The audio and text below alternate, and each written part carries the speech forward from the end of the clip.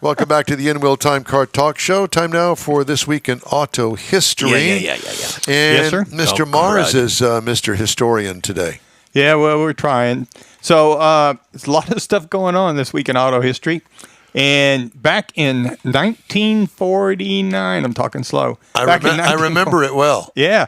Preston Tucker developed the Tucker 48. Turned out to be a very futuristic vehicle that had a lot of innovations that we now find as standard things in our automobiles, such as safety glass, padded steering wheels, things like that. How about the headlight that moves And when you turn the steering wheel? The center Cyclops headlight. Yeah, the headlights that follow now with the steering. So it was all great. Unfortunately, an investigation by the Security and Exchange Commission, even though he was found not guilty, put the Tucker Corporation into receivership in 1949. Found this, the company was only able to produce 51 completed Tuckers during that time. And almost all of them have been accounted for, but a lot of people think there's still one out there somewhere that's never been accounted for. Also this week, in 1902, AAA is founded. Now, actually, 9 motor clubs went together and combined their membership of 1,500 individuals to form AAA as an advocate for better road, I think that we need to start our own motor club.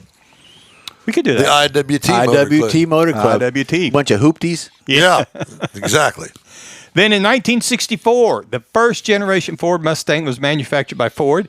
They did that from March of 64 to 1973. That was a 64 and a half. And it was a white convertible powered by a 260 cubic inch V8. Now, the other thing about the Mustang, it created the class of automobiles that are now known as pony cars. And then in 1969, Pontiac unveiled its first Firebird Trans Am Pontiac and entered it into the Trans Am series in 1968. And then a year later, they introduced the Trans Am Firebird for public purchases.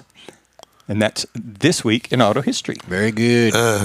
Smokey and the Bandit. Well, not quite in 69, but... No, I know, but it eventually evolved yes. into that.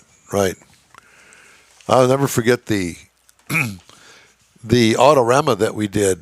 And we had the Smokey and the Bandit actors and the car and the whole 9 yards. We got a picture of them with us. Yeah, we did. That was fun. Interview Buford T. Justice. Buford T. We sure did. They were really good.